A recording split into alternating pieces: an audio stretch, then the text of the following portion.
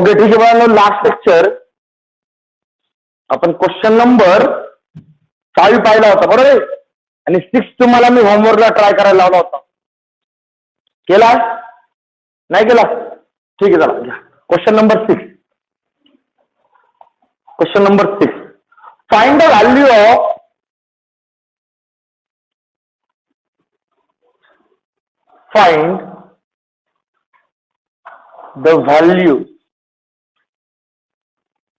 of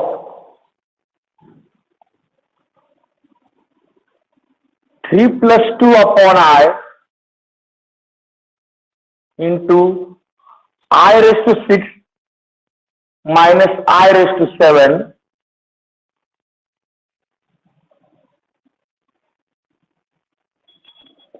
into 1 plus I raised to 11.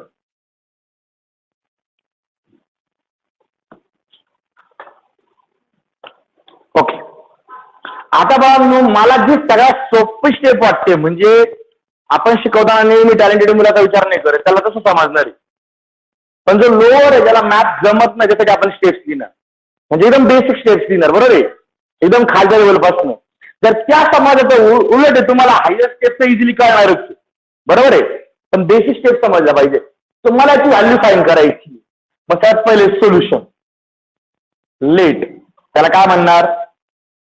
Z is equals to 3 plus 2 upon I into I raised to 6 minus I raised to 7 into 1 plus I raised to 11. बरोबर आहे? Okay, आता मला याला simplify करायचंय. बाबा सगळ्यात पहिला problem असा आहे माझा, A प्लस आय बी या फॉर्म मध्ये I हा डिनॉमिनेटरला नसतो बरोबर ना. म्हणजे तुमच्या पहिली अडचण कोणती? तो डिनॉमिनेटरला आला आहे. बाकीची आयचे पॉवर तर आपण सॉल्व्ह करू शकतो, पण प्रॉब्लेम हा डिनॉमिनेटरला आलेल्या आयचं काय करायचं.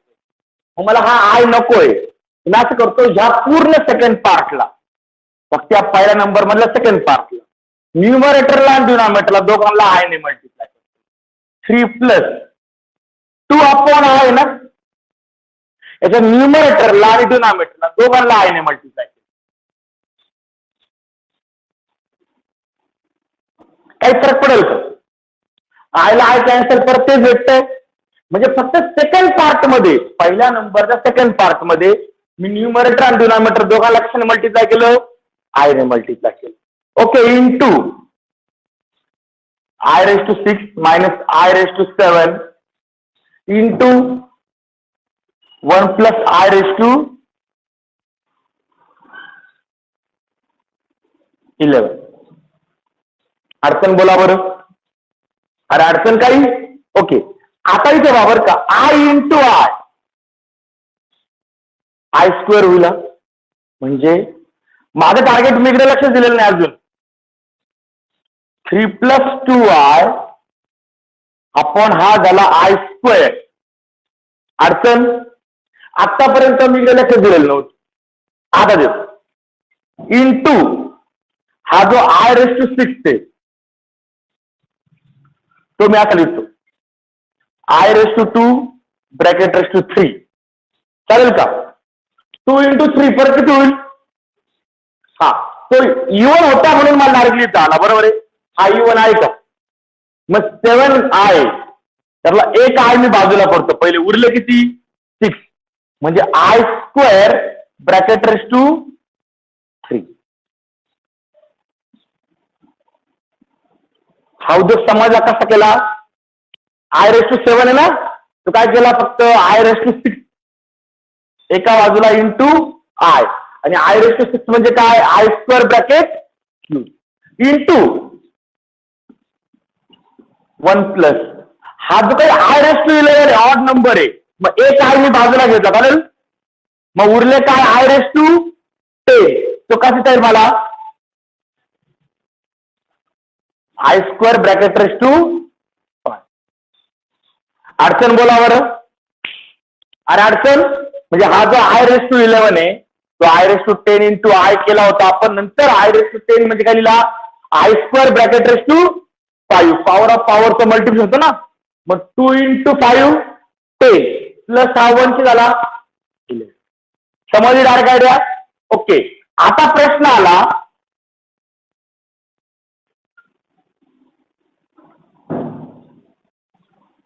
व्हॅल्यू ऑफ आय स्क्वेअर किती असते? -1 म्हणजे 3 प्लस 2i अपॉन हा किती आला? -1 इंटू इथे किती येईल? -1 raised to 3 minus -1 raised to 3 into I into 1 plus -1 raised to 5 into I. अडचण इथे रिझनिंग असणार. मी -1 ही व्हॅल्यू कोणाची घेतली? I square is equal to minus. अडचण वाटते काही? ओके. आता बाळांनो इथे पॉवर नाहीये याला काही. मग हा जो बाहेरचा प्लस आहे आणि हा इथला मायनस, प्लस मायनस काय होऊन जाईल? आणि अपॉन ला 1 लिहायची गरज असते का? नाही. म्हणजे इथे काय होऊन जाईल? देअरफॉर 3 minus 2i अपॉनचा 1 लिहिला. अडचण? ओके. इंटू ब्रॅकेट -1 चा क्यूब. आता डोक्यात घ्या, फक्त एकच दिसेल तुम्हाला. -1 चा पॉवर जर ऑड आला तर आन्सर काय लिहायचं? -1. आणि पॉवर जर इव्हन आला तर +1. बरोबर आहे. मग इथे -1 चा पॉवर काय आहे? ऑड. म्हणजे याची व्हॅल्यू किती येईल? मायनस. याची व्हॅल्यू किती येईल? काही जण सर तो 3 कुठे गायब केला? आपण तो क्यूब घेऊन टाकला. बरोबर आहे. नंतर इंटू 1 प्लस -1 इंटू आय, कारण की ते पॉवर 5 आलेला आहे. बरोबर आहे. इथे रिझनिंग द्यावी लागेल. सिन्स काय रिझनिंग आहे बाळांनो? -1 चा पॉवर जर ऑड आला तर आन्सर किती असतं? -1. इथे कुठे इव्हन पॉवर आलाय का? नाही. तर आपण इव्हन पॉवरचा यूज केलाय का? तो फॉर्म्युला बदलेला नाही की -1 चा पॉवर जर इव्हन असेल तर आन्सर काय असतं? +1. ओके. अडचण बोला बरं. हा आता करा simplify. Therefore z is equal to 3 minus 2i into bracket हा किती होईल? -1 minus minus plus 1 into I. चालेल का? -1 आय असंच राहिला. हा मायनस मायनस प्लस आणि 1 इंटू आय किती झाला? I into second bracket 1 plus minus I into 1. अडचण बोला. समजला उद्योग? आता उरलं काय पहा बरं. 3 कॉम्प्लेक्स नंबरचं काय आहे? मल्टिप्लिकेशन. 2 कर. आता हा ब्रॅकेट तुम्ही 2 मिनिटं मागेच ठेव. चालेल. पहिल्या दोघांचं मल्टिप्लिकेशन कसं करणार? ज्या रिअल पार्टने सगळ्यात पहिले या दोघांना मल्टिप्लाय करायचं, नंतर मग या आयने या दोघांना मल्टिप्लाय. चालेल. इथे सगळा मायनस साईन कॉमन घेऊन स्क्वेअर वगैरे करतो, पण त्याची आपल्याला काही गरज नाहीये. जास्त अवघडात घुसायचं नाही. जितकं सिंपल मधली तर जितकं सिंपल मध्ये लिहायचंय. कारण तुम्ही लिहिलं आन्सर टीचरला पण समजलं पाहिजे. ओके. मग करा मल्टिप्लिकेशन. देअरफॉर z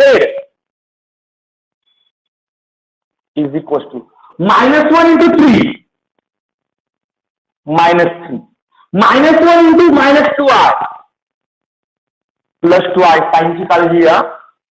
नंतर i into 3 i into -2i into तो पुढचा ब्रॅकेट 1 मायनस आय आहे असं ते. काही जण याला विसरून जातात. ते विसरायचा नाहीये. ओके. मग करा simplify. Therefore z is equal to -3 ह्या दोघांचे addition 2i plus 3i 6i 5i का? ठीक. आणि आय स्क्वेअरची व्हॅल्यू आय स्क्वेअरची व्हॅल्यू -1 ही आय स्क्वेअरची व्हॅल्यू टाकून दिली इथे minus into bracket 1 minus I शिल्लक आहे. इथे रिझनिंग मध्ये लिहून ठेवा. आपण एक खाली पुट केलेली कोणती I square is equal to -1. तुम्ही जितका रिझनिंग मध्ये अशा व्हॅल्यूज लिहिणार किंवा फॉर्म्युला लिहिणार ना तेवढे तुमचे व्यवस्थित क्लिअर होऊन जाणार. Therefore Z is equal to -3 + 5y minus minus +2 × 1 minus म्हणजे झेड इज इक्वल टू हा -3 आणि हा +2 किती होईल -1 + 1 मायनस आय. ज्यांच्यामध्ये आय नसतो त्यांची ऍडिशन सबट्रॅक्शन वेगळी करतो आपण. बरोबर आहे. ओके. आता 2 ब्रॅकेटचं परत काय आलं मल्टिप्लिकेशन. परत करा मल्टिप्लिकेशन. परत पहिले 1 ने या दोघांना मल्टिप्लाय करा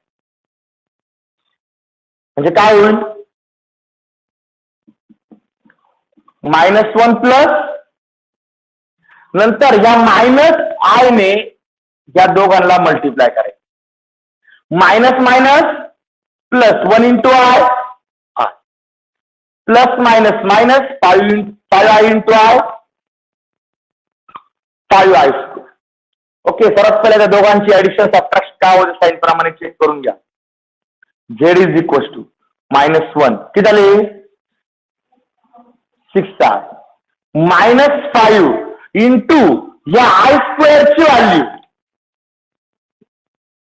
सिन्स रिझनिंग असणार इथे काय I square is equal to okay. Therefore Z is equal to -1 + 6i + 5 हा मायनस मायनस प्लस झाला फक्त. बरोबर आहे. ओके. मग आता बघा therefore Z is equal to इथे -1 आहे इथे +5 आहे दोघांमध्ये आय नाही तर +6 आय त्याचा राहिला -1 + 5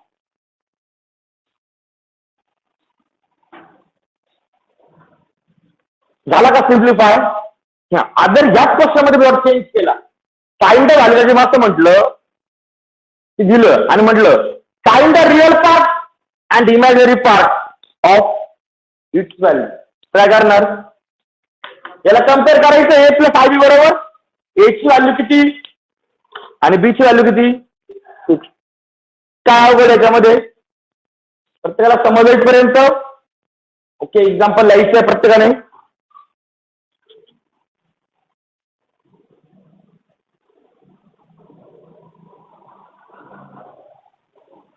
हा 2 मिनिट देतोय. एक्झाम्पल प्रत्येकाने लिहायचं आहे. बाळांनो सिंपल एक्झाम्पल आहे. काय करायचं सर्वात पहिले हे डोक्यात घ्या. प्रत्येक एक्झाम्पल मध्ये आयडिया कुठनं सुरू होते जिथनं डिफिकल्टी तिथनं आयडिया सुरू होते. ज्यावेळेस तुम्ही ह्या क्वेश्चनची मला व्हॅल्यू दिली होती जो नंबर दिला होता तो मी जेव्हा लिहिला झेड इज इक्वल टू करून तेव्हा लिहिल्या मला समजलं की आपला आय न्यूमरेटर चालतो पण आयचा प्रॉब्लेम कधी येतोय डिनॉमिनेटरला आल्यावर. बरोबर आहे. मग तो डिनॉमिनेटरचा आय मला नको होता. मग मी काय केलं फक्त त्याच नंबरला न्यूमरेटरला आणि डिनॉमिनेटरला आयने मल्टिप्लाय केलं ब्लॅक पेनने मल्टिप्लाय केलं बाजू. बरोबर आहे. मग वरती तो 2i झाला आणि खाली i × i काय झाला आय स्क्वेअर झाला. बरोबर आहे. आता आय स्क्वेअरची व्हॅल्यू आपल्याला माहिती मग ती ऍडिशन झाली. पुढे i⁻6 होता तो i⁻6 कसा लिहिला मी आय स्क्वेअर ब्रॅकेट क्यूब. बरोबर. नंतर पुढे i⁻7 होता कसं लिहिला i⁻6 × i आणि i⁻6 म्हणजे काय i⁻2 bracket cube. Okay. Plus 1 × 1 plus i⁻11 आहे बघा 11 म्हणजे मी काय केला एक बाजूला केला पहिल्या मग i⁻10 उरला. आता हे थोडंसं इमॅजिनेशन होतंय. i⁻10 म्हणजे I square bracket raise to 5. बरोबर आहे ना कारण की तो 10 कसं असेल मला 2 × 5 मग त्या फॉर्मॅट येईल. नंतर आल्या काही ठिकाणी आय स्क्वेअर आले आय स्क्वेअरची व्हॅल्यू फिक्स आहे किती -1 टाकून दिली. टाकल्यानंतर फक्त जिथे -1चा पॉवर ऑड आला तिथे व्हॅल्यू -1 लिहिली आणि फक्त पहिल्या नंबर मध्ये तो प्लस मायनस काय करून घेतला मायनस करून घेतलं. आपण लावून द्यायची गरज नाही. म्हणजे तो जो आर्थिक तुमची अर्थ होती डिनॉमिनेटर आला आहे की अर्थ सॉल्व्ह झाली बा. आणि पुढचे सगळे नंबर सॉल्व्ह झाले आणि सगळे number A plus I B या फॉर्म मध्ये भेटले. 3 ब्रॅकेट भेटले आणि तिघांचं काय आहे मल्टिप्लिकेशन. एकत्र तिघांचं मल्टिप्लिकेशन करायचं नाही. तुम्ही हुशार आहे मला माहिती आहे, पण आपली हुशारी दाखवता मार्क घालवायचे. 2 ब्रॅकेटचं मल्टिप्लिकेशन करून घ्या. तिसरा ब्रॅकेट मागे पेंडिंग ठेवा. 4 ब्रॅकेटचं मल्टिप्लिकेशन असेल ना तर पहिल्या दोघांचं करायचं, दुसऱ्या दोघांचं करायचं, नंतर भेटेल आन्सरचं मल्टिप्लिकेशन करायचं. पण एका वेळी 2च ब्रॅकेटचं मल्टिप्लिकेशन घ्यायचं, तिसऱ्याचं घ्यायचं नाही. मग तिसरं आपण साईडला बाजूलाच ठेवून दिलं. पहिल्या दोघांचं मल्टिप्लिकेशन पूर्ण करून घेतलं, तो ए प्लस आय बी या फॉर्म मध्ये आणला, नंतर तिसरा ब्रॅकेट मल्टिप्लाय केला, परत त्याचं conversion A plus I B या फॉर्म मध्ये. अडचण बोला बरं. अरे अडचण प्रत्येकाला समजलं example. Okay, next example, next question. Question number 7.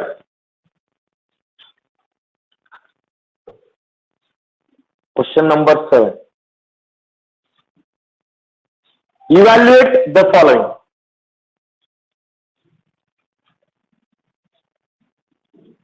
आता हा जो क्वेश्चन नंबर 7 आहे तसा पाहता भावांनो मॅथ्स मध्ये सगळं IMP, कारण की तुम्हाला सगळं करायचंय. फक्त तुम्ही बोर्ड एक्झाम किंवा कॉलेजची एक्झाम हा विचार करून क्लास नाही लावत. आता जे क्लास लावणारी मुलं आहेत त्यांचा पुढे टार्गेट फिक्स असतं काहीतरी. हा, जे क्लास न लावणारी मुलं आहेत त्यांना काय घेणं नसतं. 11th ला काय होऊ, 12th ला काय होऊ, ते बोर्डचा विचार करतात. ते काहीच विचार, बाकीचं काहीच नाही त्यांना घेणं. ऍडमिशन झालंय. मग तुम्ही जर क्लास लावत आहे तुम्ही डोक्यात टार्गेट आहे पुढे. मग फक्त आपला एक्झामचा प्रिपरेशन करून चालेल का? नाही. तुमचा टार्गेट काय आहे मेन? पुढे होणारी JEE, CET याचं बेसिक क्लिअर झालं पाहिजे. बरोबर आहे.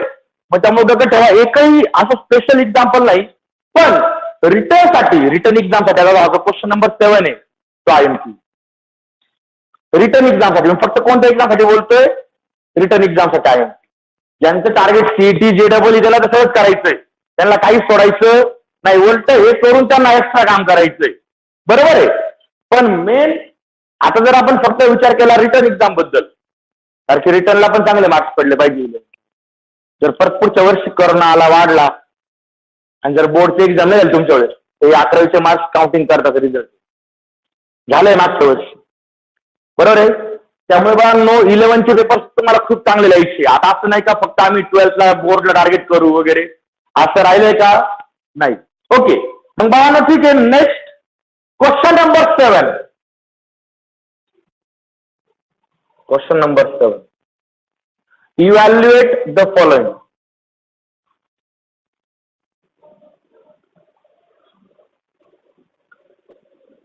Evaluate the following.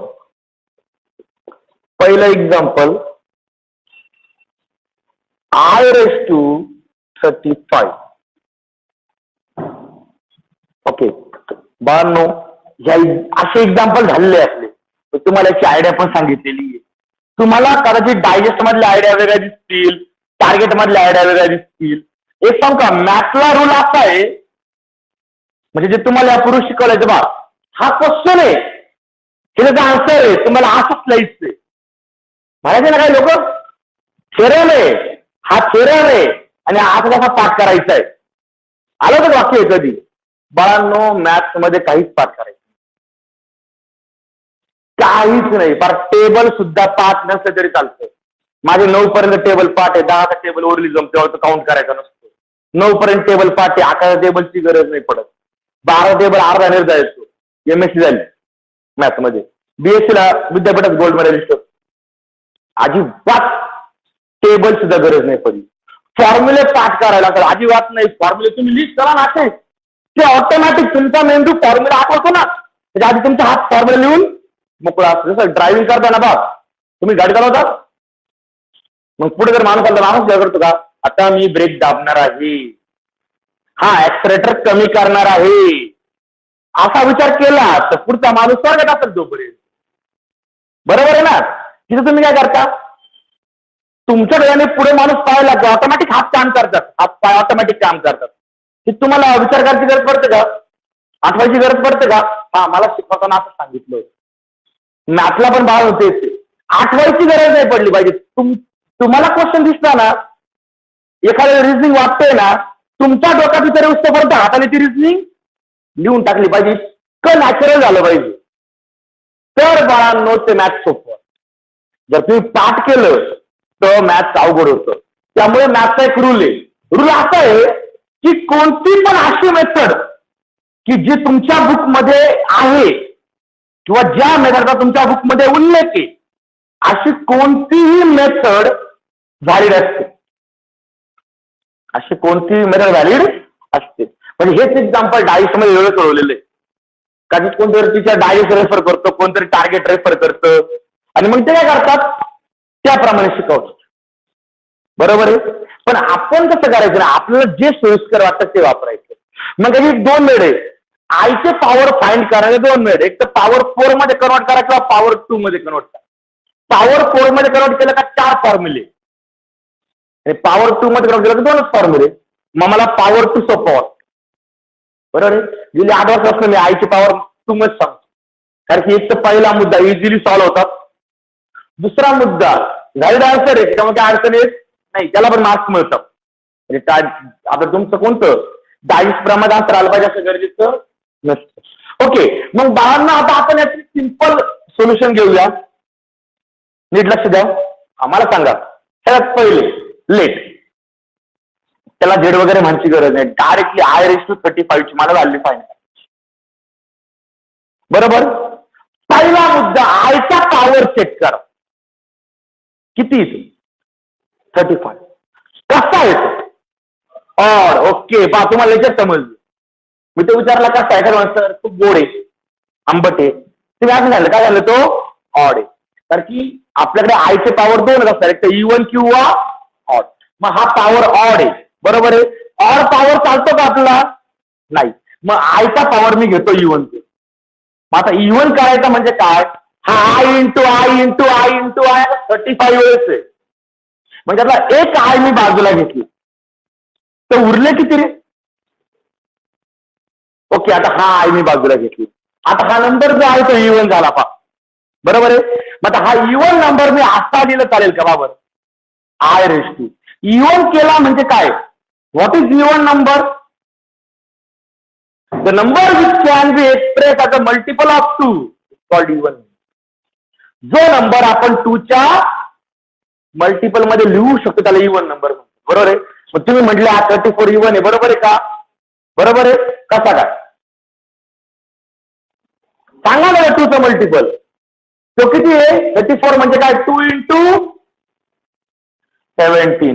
म्हणजे 34 हा मी मल्टिपल ऑफ 2 लिहू शकतो, म्हणून तो काय आहे? इव्हन. इथं प्रत्येक गोष्टी आपण बघायला.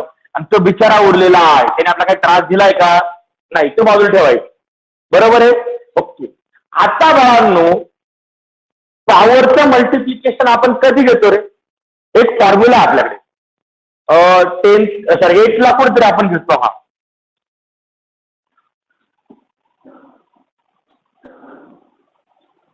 पॉवरचं मल्टिप्लिकेशन आपण कधी घेतो? जर तो पॉवर ऑफ पॉवर असेल तर. बरोबर का?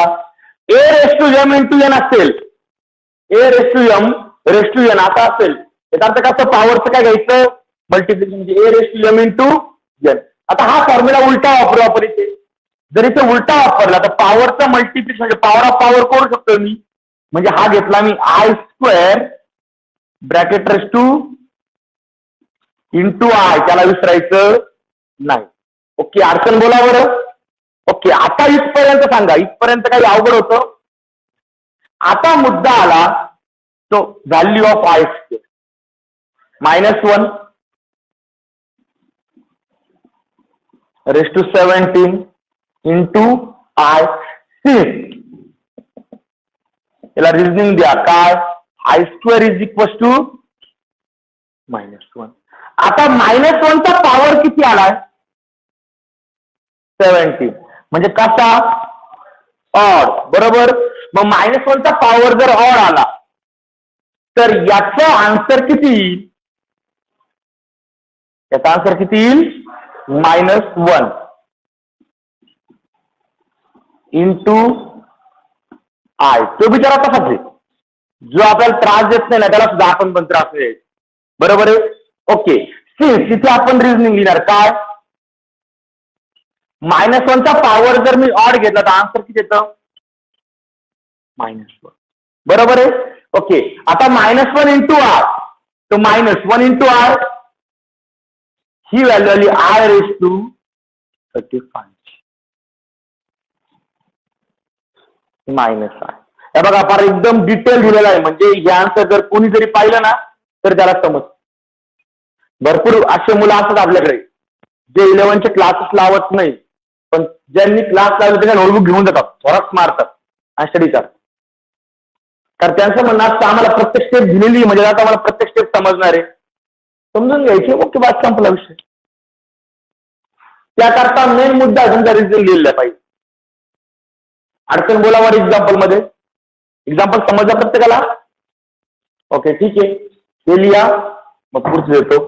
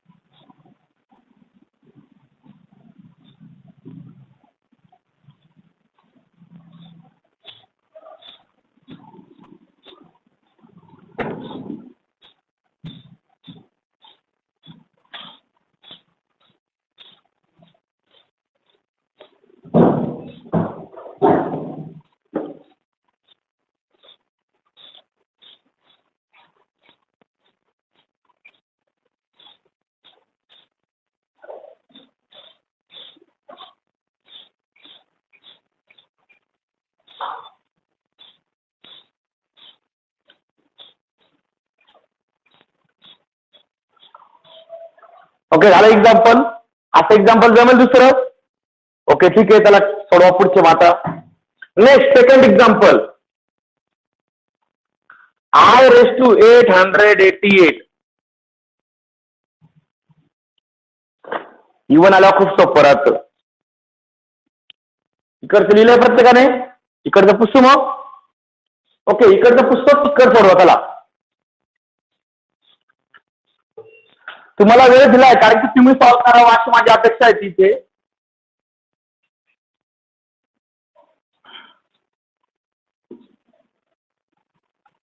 जर बाळांनो स्वतः मनाने सॉल्व्ह केलं तर परत एक्झाम्पल पाहायची गरज पडत नाही. तुमचा युनिट टेस्ट पर्यंत पार्ट क्लिअर होऊन जाईल.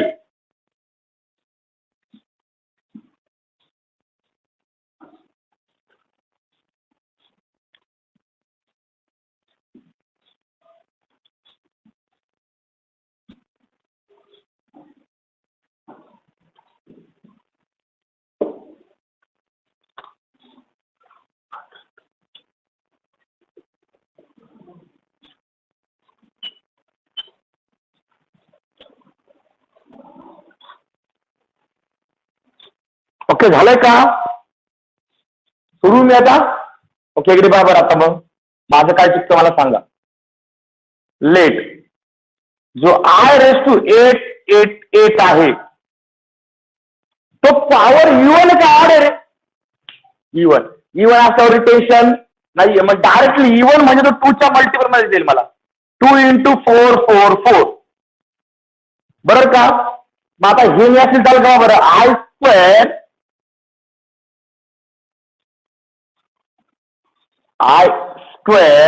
ब्रॅकेट ⁻4 4 4. इथे वाटल्यास बाळांना मी रिझनिंग देऊन ठेवतो. Same A⁻m⁻n A⁻m × n. हा फॉर्म्युला आपण उलटा वापरतो इथे. बरोबर आहे. ओके, राहिला प्रश्न व्हॅल्यू ऑफ I² चा. I² ची व्हॅल्यू -1 ⁻4 4 4. सिन्स या स्टेपची रिझनिंग काय इथे I² -1. नंतर आता -1 चा पॉवर जो आलाय तो किती आहे 444 इवन आहे का ऑड आहे? इवन. म्हणजे हा पॉवर तर इवन आहे, मग -1चा पॉवर जर इवन आला तर आन्सर काय येतं? सिन्स रिझनिंग असेल -1 raise to even is equal to +1. आता तो प्लस लिहिला तरी चालतो, नाही लिहिला तरी चालतो. म्हणजे ही व्हॅल्यू लिहिली एखाद्याने I⁻88 ची तरी बरोबर आहे. की एखादा म्हटलं सर मला नाही लिहायचं मायनस, माझी इंक लय वाया जाते, तो प्लस नाही लिहायचं आहे, नका लिहू प्लस. प्लस साईन लिहिलंच पाहिजे, गरजेचं नसते. अडचण. Okay, next example I⁻93.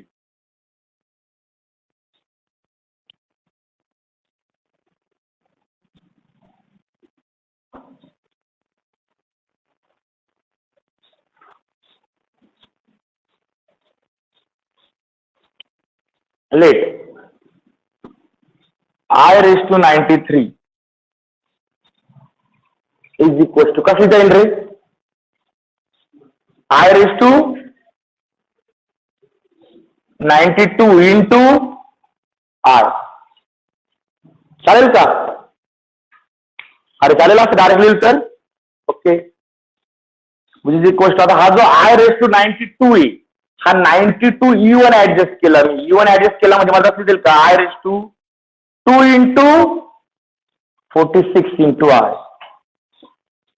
नंतर हा जो आहे हा असेल I² bracket raise to into I. Since काय रिझनिंग आहे ती? A⁻m raise to n is equal to A⁻m into n. बरोबर आहे? ओके, मग मुद्दा आला व्हॅल्यू ऑफ I² चा. किती value of I²? -1 raise to 46 into R. Since reasoning येणार इथे काय? I² is equal to -1. मग -1चा पॉवर काय आला? 46 म्हणजे ऑड का इवन? इवन. इवन म्हणजे काय होणार व्हॅल्यू ही? तिथे काय रिझनिंग येणार? -1 raise to even is equal to +1. अडचण. ओके, आता 1 इंटू I प्लस लिहिला तरी चालतो, नाही लिहिला तरी चालतो. अडचण. Okay, next example. Example number 4.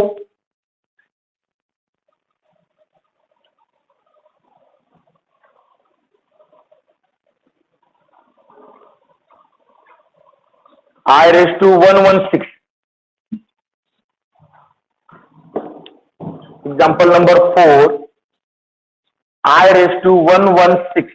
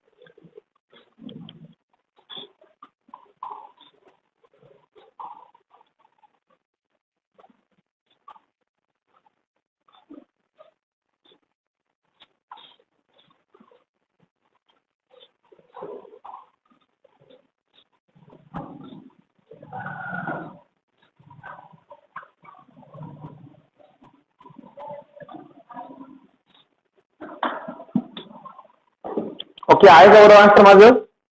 1. बरोबर आहे का? Okay, next example number 5. I⁻403.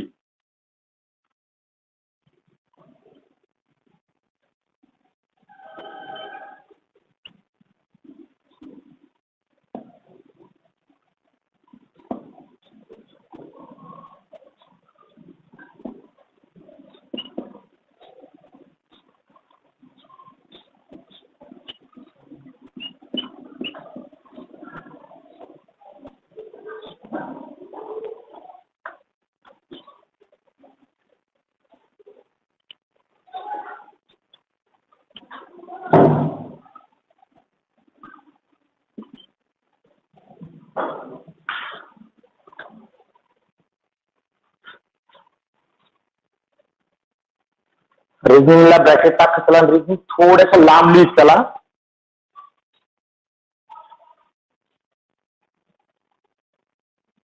आलं का आन्सर? मायनस आहे. बरोबर आहे माझा आन्सर. Okay, next.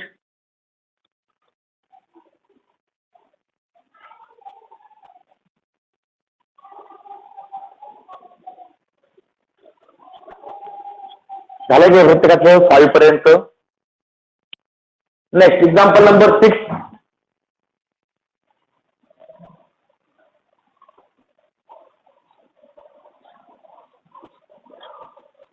बाळांनो 8 वर्ष शिकवतोय 11-12 ला, तरी सुद्धा मी रिझनिंग लिहितोय.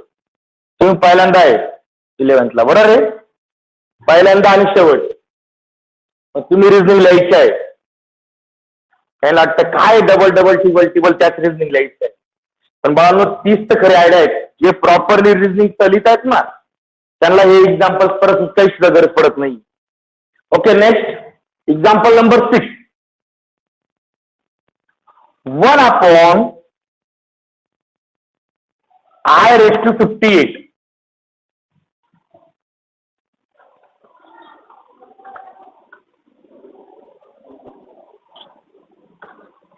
आता काही लोक याला वेगळ्या पॅटर्न शिकवतात. i⁻⁻1 ची व्हॅल्यू काय राहते वगैरे वगैरे. आपण त्या 12 भानगडीत पडायचंच नाही. आपला सिंपल रूल काय आहे?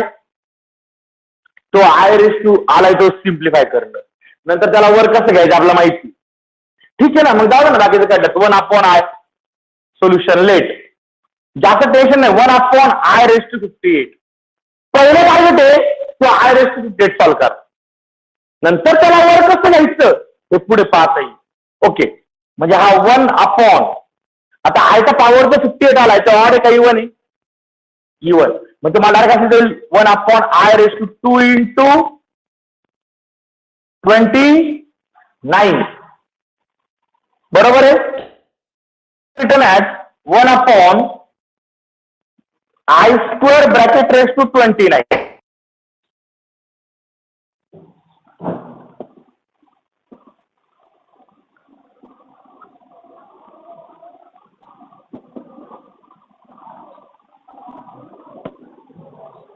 Okay, value of i².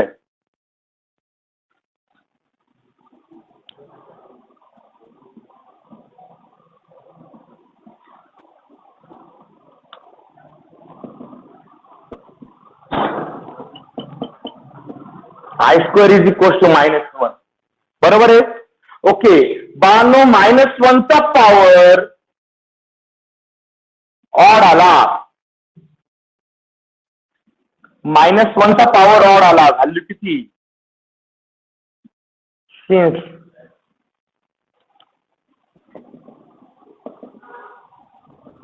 -1 odd is equal to -. बरोबर आहे? आणि शेवटी हा मायनस द्या न्यूमरेटरला,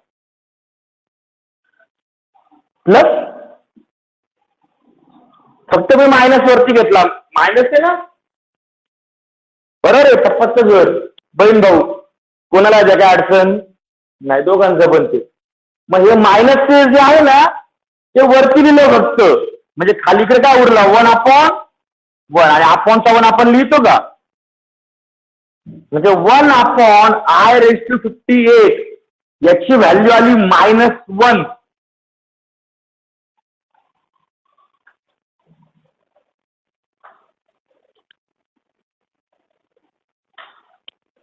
ओके, अडचण बोला. आता 2 एक्झाम्पल आहे. Example number 7 i⁻888. दुसरा आहे example number 8 i⁻30 + i⁻40 + i⁻50 + i⁻60. Addition करायची त्यांची. हे 2 एक्झाम्पल तुम्हाला होमवर्क. बरोबर आहे? ट्राय करा. नाही जमले तर उद्या आपण सॉल्व्ह करू. ओके, ठीक आहे.